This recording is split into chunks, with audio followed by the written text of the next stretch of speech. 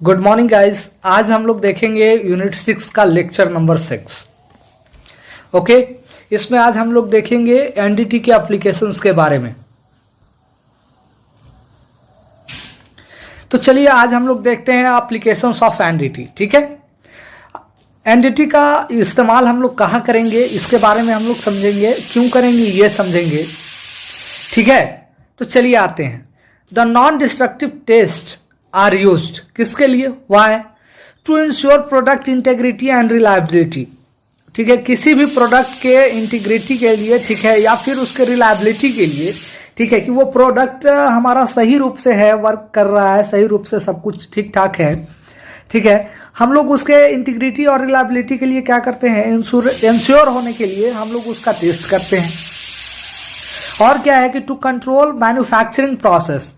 कहने का मतलब यह है बाबू कि मैन्युफैक्चरिंग प्रोसेस कंट्रोल, अर्थात यदि कोई मैन्युफैक्चरिंग प्रोसेस हो रहा है, यदि बीच में हम लोग इंस्पेक्शन कर रहे हैं और डिफेक्ट पाया जाएगा तो हम मैन्युफैक्चरिंग के प्रोसेस को बदल सकते हैं। ठीक है, और क्या कर सकते हैं? उसमें इंप्रूवमेंट कर सकते हैं। ठीक है, तो इसलिए हम लोग क्या करते हैं कि बीच बीच में हम लोग मैन्युफैक्चरिंग के दौरान चेक करते रहते हैं।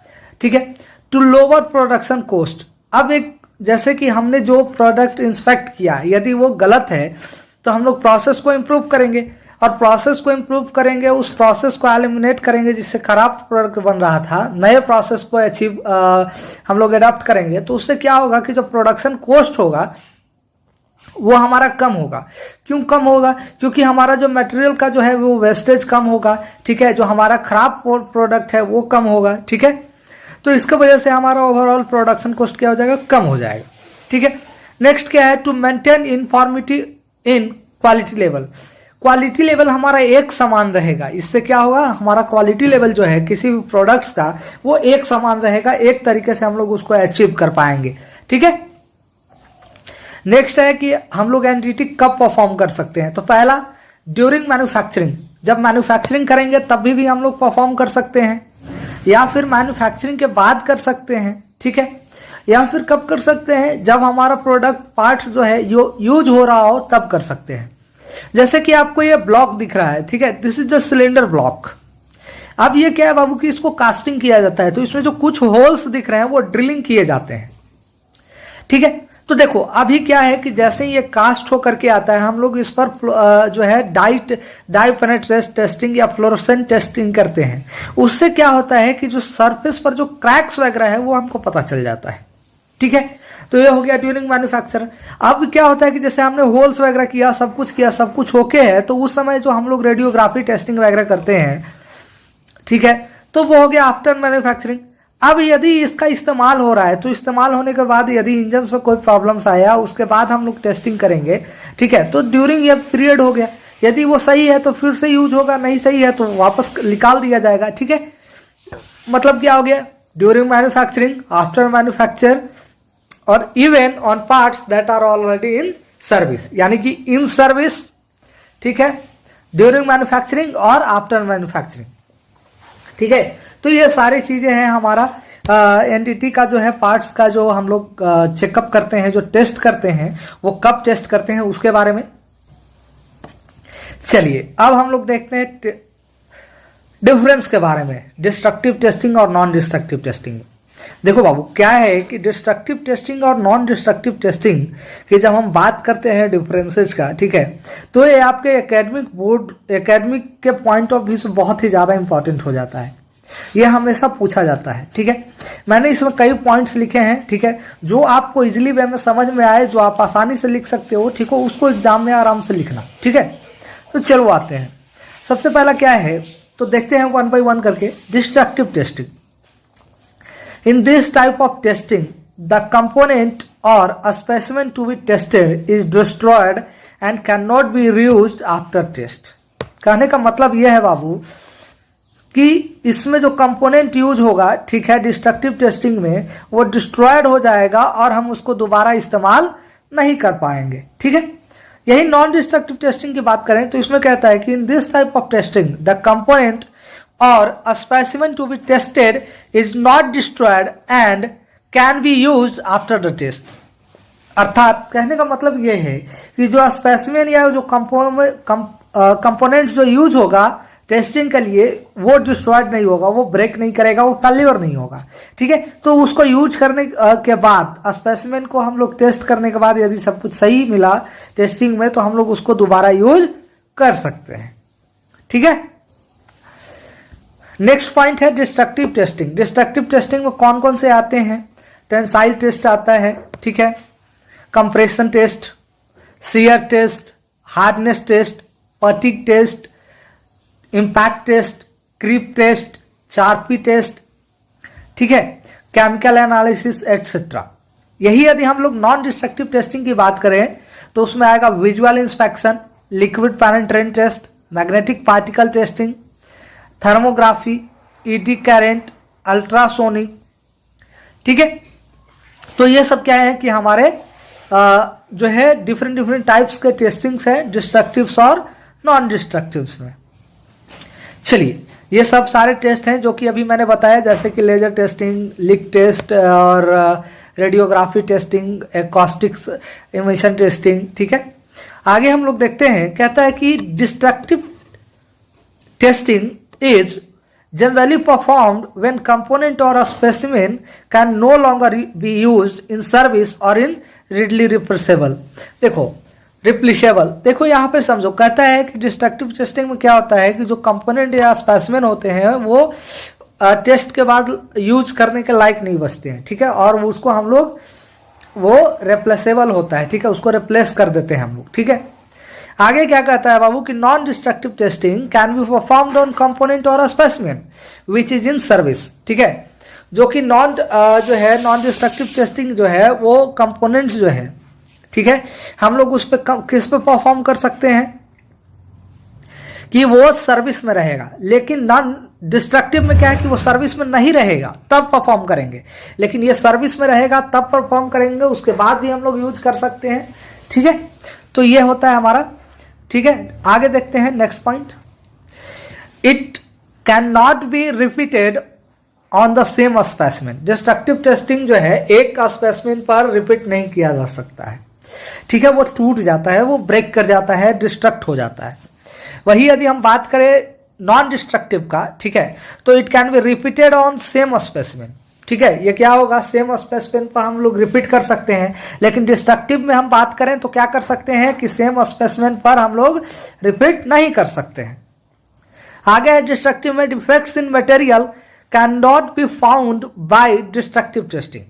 जो मटेरियल्स में डिफेक्ट है उसको हम लोग डिस्ट्रक्टिव टेस्टिंग से फाइंड आउट नहीं कर सकते हैं, जैसे सब सरफेस डिफेक्ट्स या क्रैक्स ऑन द सरफेस, ये सब जो होते हैं हम लोग उसको फाइंड आउट नहीं कर सकते हैं। ठीक है, आगे क्या है बाबू कि defects in material can be found by non destructive testing.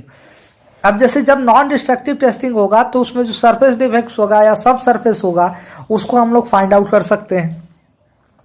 ठीक है, डिस्ट्रक्टिव टेस्टिंग मोर कॉस्टली होता है। क्यों कॉस्टली होता है? क्योंकि उसमें स्पेसिमेन हमारा टूट जाता है, जबकि नॉन डिस्ट्रक्टिव टेस्टिंग में जो है वो लेस कॉस्टिंग होता है, क्योंकि स्पेसिमेन हमारा टूटता नहीं है, मटेरियल वेस्टेज नहीं होते हैं। ठीक है, डिस्ट्रक्टिव टेस्टिंग में है it can be perform without requirement of very high of skilled person. ठीक है, यह कहने का मतलब है कि जो है हम लोग इसमें बहुत ही हाई पर्सनल की रिक्वायरमेंट्स नहीं होती है। ठीक है, लेकिन यदि नॉन डिस्ट्रक्टिव टेस्टिंग की हम बात करें तो उसमें हाईली नॉलेजेबल पर्सन का, हाईली स्किल्ड पर्सन का जरूरत होता है। और दूसरी बात क्या है कि एनडीटी सभी लोग नहीं कर सकते हैं। एनडीटी के लिए क्या होता है कि हमारा एक सोसाइटीज होते हैं एनडीटी का, ठीक है, वो क्या करता है कि वैसे ऑपरेटर्स को सर्टिफिकेट्स प्रोड्यूस करता है जो कि एनडीटी टेस्टिंग कर सकते हैं। ठीक है, चलिए नेक्स्ट पॉइंट है load is applied on material. Destructive testing करोगे तो लोड अप्लाइड करना पड़ेगा, लेकिन नॉन डिस्ट्रक्टिव टेस्टिंग में हम लोग कभी भी लोड अप्लाइड नहीं करते हैं। ठीक है, चलिए अब हम लोग देखेंगे नॉन डिस्ट्रक्टिव टेस्टिंग का जो क्लासिफिकेशन है उसके बारे में। ठीक है, तो जो इंपॉर्टेंस है वो सारे मैंने यहां पे लिखा है। ठीक है, इसमें आपको कुछ ही पढ़ना है, जैसे कि मैग्नेटिक पार्टिकल्स आपको पढ़ना है, लिक्विड पेनिट्रेंट पढ़ना है, ठीक है, और रेडियोग्राफी पढ़ना है। तो चलिए हम लोग सबसे पहले 1 बाय 1 करके देखते हैं। तो पहला है हमारा विजुअल इंस्पेक्शन। क्या है बाबू? Visual inspection. इसमें हम लोग देख करके बताते हैं, ठीक है, कि that is there is defect और नॉट, ठीक है। दूसरा है लिक्विड पेनिट्रेंट, तीसरा magnetic particle, thermography, eddy current, छठा है हमारा अल्ट्रासोनिक, ठीक है। चलिए सातवां है कौन सा, acoustic emission testing, radiography testing, laser testing और लीक टेस्टिंग। तो ये सारे हैं हमारा क्या क्लासिफिकेशंस, ठीक है। आगे हम लोग देखेंगे क्या बाबू, आगे हम लोग देखेंगे इसका डिफरेंट टाइप्स, ठीक है। तो सबसे पहले हम लोग देखेंगे लिक्विड पेनिट्रेंट टेस्टिंग, ओके। अब हम लोग देखेंगे लिक्विड पेनिट्रेंट टेस्ट और डाई पेनिट्रेंट टेस्ट, ठीक है। देखिए सबसे पहले हम लोग इसका प्रिंसिपल देखते हैं, ठीक है। फिर इसका एनिमेशन देखेंगे कैसे होता है, ठीक है, एक्चुअल में कैसे होता है। उसके बाद फिर हम लोग इसका एडवांटेज और लिमिटेशंस देखेंगे, ओके। तो चलिए, the principle of liquid penetrant test is the test is that the liquid penetrant is drawn into the surface flaws such as cracks, porosity by capillary actions। देखो इसमें क्या होता है कि जो लिक्विड पेनिट्रेंट टेस्ट होता है, उसको लिक्विड पेनिट्रेंट जो है वो कहाँ चला जाता है बाबू, सरफेस फ्लॉज में, मतलब क्रैक्स में चला जाएगा या पोरोसिटी में चला जाएगा, और फिर कैपिलरी एक्शन के कारण क्या हो जाएगा, बाहर आ जाएगा, ठीक है। और क्या होता है कि developer material in conjunction with visual inspection reveals the surface flows. अब क्या है कि जैसे डेवलपर मटेरियल जब आप डालोगे ना, एक डेवलपर मटेरियल होता है, तो उस डेवलपर मटेरियल को जब आप डालोगे तो उसके साथ क्या होगा कि आपका जो सरफेस फ्लॉज में जो भी गया हुआ होगा लिक्विड जो है आपका पेनिट्रेंट, वो बाहर आ जाएगा, ठीक है। और जिससे आपको सरफेस फ्लॉज के बारे में पता चलेगा, ठीक है। कैसे होगा अभी थोड़ी देर में हम लोग एनिमेशन देखेंगे। This method is popularly used due to two main factors, its relative easy of use and its flexibility. ये क्या है कि हमको बहुत ही आसान होता है, इसलिए हम लोग इसका इस्तेमाल बहुत ही ज्यादा करते हैं, ठीक है। चलिए, तो ये है हमारा क्या प्रिंसिपल, ठीक है। अब प्रिंसिपल के बाद हम लोग देखेंगे इसका एनिमेशन, ठीक है। उसके बाद फिर हम लोग वर्किंग का बात करेंगे, ओके। हम लोग सबसे पहले क्या करते हैं कि स्प्रे क्लीनर से क्लीन करते हैं, ठीक है। एक केमिकल्स होता है जिसको हम लोग स्प्रे करते हैं मेटल के सरफेस पर, और उसको फिर एक साफ क्लॉथ से, अच्छे क्लॉथ से उसको क्लीन कर देते हैं, ठीक है, जिससे कि उस पर डस्ट पार्टिकल्स जो भी होगा वो हट जाएगा। अब उसके बाद हम लोग क्या करेंगे कि लिक्विड पेनिट्रेंट लेंगे और लिक्विड पेनिट्रेंट को हम लोग फिर स्प्रे करेंगे। देखो हमने स्प्रे करना शुरू किया यहाँ पर लिक्विड पेनिट्रेंट, ठीक है। अब ये पेनिट्रेंट स्प्रे होने के बाद ये पूरे सरफेस पर स्प्रे कर देना है जहां जहां आपको टेस्ट करना है। अब स्प्रे करने के बाद यहाँ देखो कुछ देर के लिए छोड़ोगे तो ये क्या होगा कि इसमें जो क्रैक्स वगैरह है वहां पे पेनिट्रेंट्स चले जाएंगे, ठीक है। यानी कि हम लोग वेट करेंगे 3 से 5 मिनट या अकॉर्डिंग टू द कंपोनेंट्स, उसके आधार पे, ठीक है। अब उसके बाद देखिए, अब हम लोग इसको क्या कर देते हैं कि साफ क्लीन कर देते हैं, ठीक है। स्प्रे क्लीनर के थ्रू क्लीन करेंगे, ठीक है। अब इतना भी ज्यादा स्प्रे नहीं डाल देना है कि जो सरफेस फ्लॉज में गया है पेनिट्रेंट वो भी बाहर आ जाए, नॉर्मल, ठीक है। और बस सिंपली उसको कपड़े से पोंछ देना है, ठीक है, अच्छे तरीके से। देखो हमने पोंछ दिया, यहां पर क्लीन कर दिया, मैं क्लीन कर रहा हूं, हो गया क्लीनिंग। अब क्लीनिंग के बाद देखो मैंने डेवलपर स्प्रे किया, ठीक है। अब जहां भी डेवलपर को स्प्रे करने के बाद थोड़ा देर छोड़ देते हैं, ठीक है। अब देखो वो ऑटोमेटिक जहां भी क्रैक्स होगा ना, वो ऑटोमेटिक जो है उसमें जो आपने पेनिट्रेंट डाला था वो ऊपर रेड कलर का दिखेगा, ठीक है। अभी मैं दिखाता हूं इसमें, देखो अभी आया नहीं है, आएगा थोड़ी देर में। सी दिस, आपको दिखना शुरू हो गया होगा, कहीं पे एक पॉइंट्स दिख रहे हैं, सी दिस, आपको दिख रहा है, ये है क्रैक। अब हम लोग देखेंगे उसके प्रोसेस के बारे में। अभी आपने एनिमेशन देखा, तो एनिमेशन में हमने सबसे पहले क्या किया, सरफेस क्लीन किया, फिर पेनिट्रेंट अप्लाई किया, फिर उसको कुछ देर के लिए छोड़ दिया, ठीक है। फिर उस पर उसको क्लीन कर दिया, क्लीन करने के बाद डेवलपर अप्लाई किया, ठीक है, उसके बाद कुछ देर वेट किया तो हमारा रिजल्टेंट आ गया। अब वही चीज़ हमने यहाँ पे शॉर्ट में लिखने की कोशिश किया है, ठीक है। तो देखिए पहला स्टेप क्या है कि surface penetration. The surface of component to be inspected is repaired by cleaning, creating and clean dry surface, ठीक है। सबसे पहले हम लोगों को क्या करना है कि उसके सरफेस को इंस्पेक्शन से पूर्व क्लीन करना है, ठीक है, और एक ड्राई सरफेस को क्रिएट करना है, ठीक है। क्लीन करने के बाद ऐसा नहीं है कि जैसे मैंने अब स्प्रे से क्लीन किया तो उसको छोड़ देना है, नहीं। स्प्रे से क्लीन करने के बाद करना क्या है कि उसको अच्छे तरीके से ड्राई कर देना है, ठीक है। ड्राई करने से क्या होगा कि जैसे आप पेनिट्रेंट्स जो डालेंगे, ठीक है, वो आसानी से उस सरफेस पर जाएगा, ठीक है, और आसानी से वो क्रैक्स में भी अंदर जा पाएगा, ठीक है। आगे है हमारा एप्लीकेशंस ऑफ पेनिट्रेंट। तो उसके बाद हम लोग क्या करेंगे कि उस पर स्प्रे के थ्रू, ठीक है, स्प्रेइंग से या फिर ब्रश से, ठीक है, उसके जो प्रिपेयर्ड सरफेस है उस पर हम लोग क्या करेंगे, उसको अप्लाइड करेंगे, ठीक है। तो अप्लाइड करने के बाद उसके बाद हम लोग, सॉरी यहाँ पे करंट हो गया है, ये पेनिट्रेंट होगा, ये लिखिएगा पेनिट्रेंट, ठीक है। पेनिट्रेंट इज अप्लाइड, ठीक है, बाय डिपिंग, स्प्रेइंग और brushing on the prepared surface to be inspected. चलिए यहां पर हमने कर दिया, ये हो गया हमारा काम खत्म।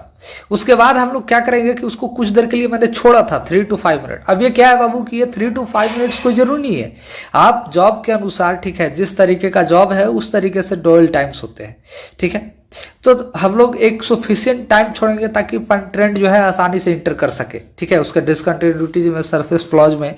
तो sufficient period of time is allowed for penetrant to enter any discontinuity open to that surface, ठीक है। किसी भी डिसकंटिन्यूटी में पेनिट्रेंट को, ठीक है, किसको, पेनिट्रेंट को इंटर करने के लिए हम लोग टाइम देंगे, ठीक है।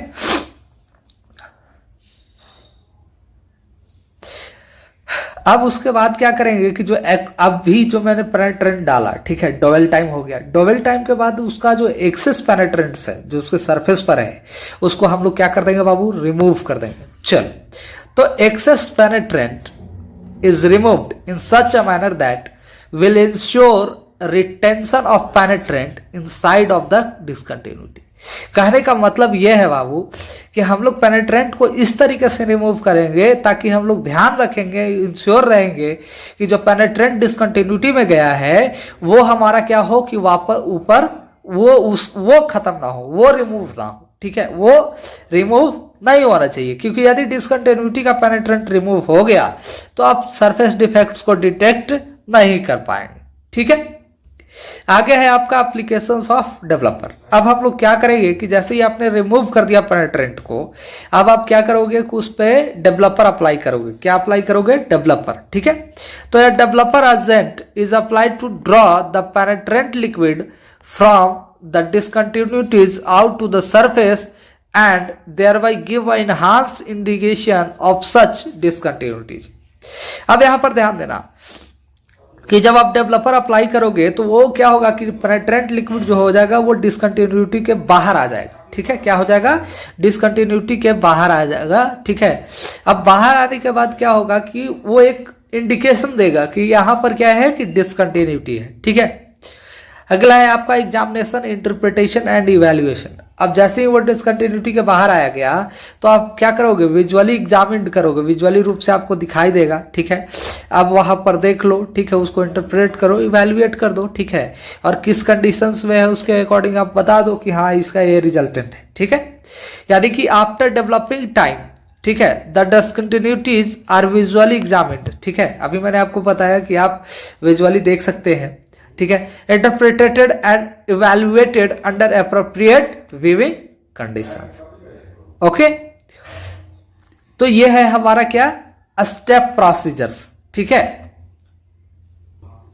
चलिए अब आपने एग्जामिन कर लिया, अब आप क्या करोगे कि सभी प्रोसेस होने के बाद उसको क्लीन कर दोगे, तो जिसको हम लोग कहते हैं पोस्ट प्रोसेस क्लीनिंग, ठीक है। यानी कि finally the surface of component is cleaned, ठीक है, and corrosion penetrant is applied if necessary, ठीक है।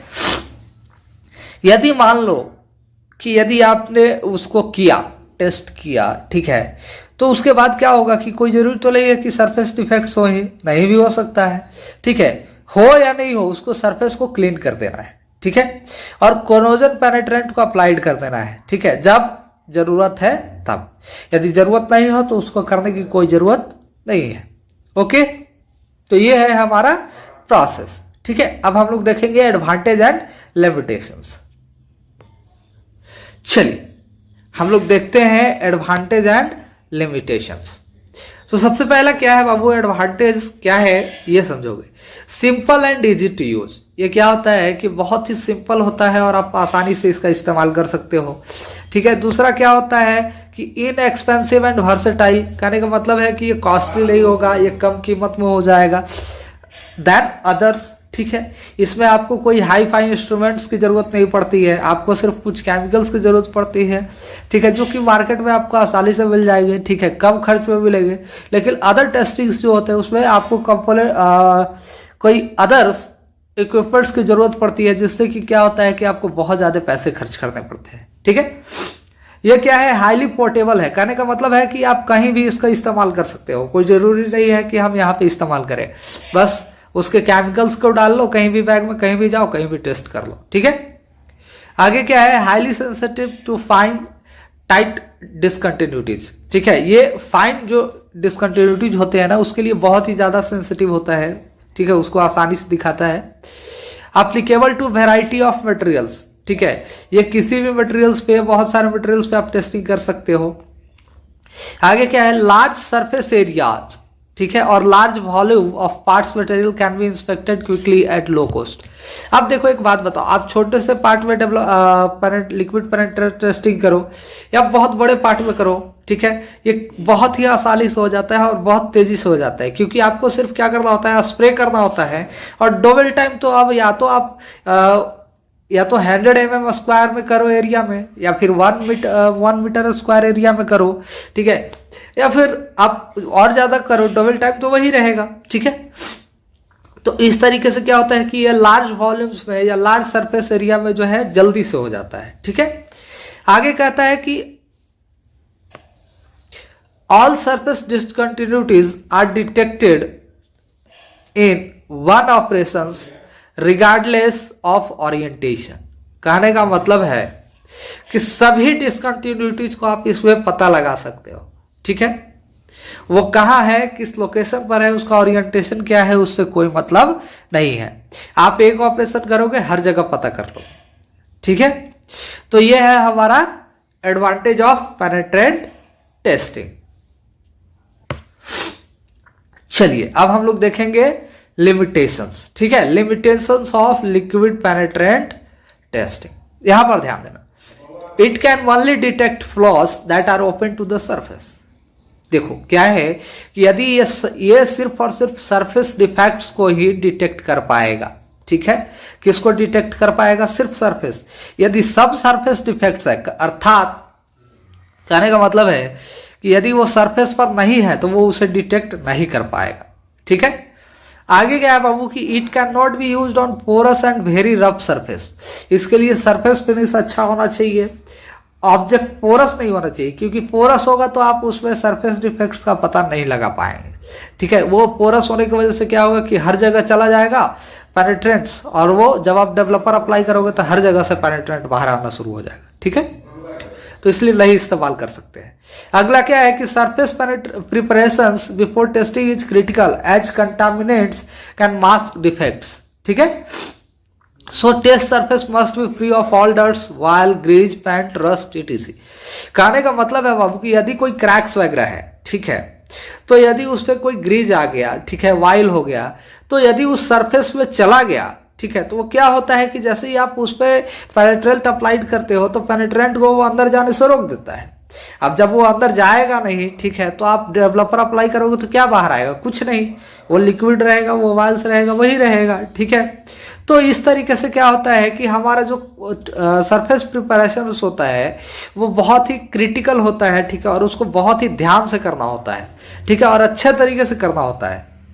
आगे है कि डिफॉर्म्ड सरफेसेस, ठीक है, एंड सरफेस कोटिंग में प्रिवेंट डिटेक्शन, ठीक है। जैसे कोई भी डिफॉर्मेशन हो गया सरफेस में या फिर उसके सरफेस पर कोटिंग किया हुआ है, ठीक है, तो भी आप जो है कि पेनिट्रेंट टेस्टिंग का इस्तेमाल नहीं कर पाएंगे, ठीक है, या भी कर भी पाएंगे तो फिर आपका रिजल्ट सही नहीं आएगा, ठीक है।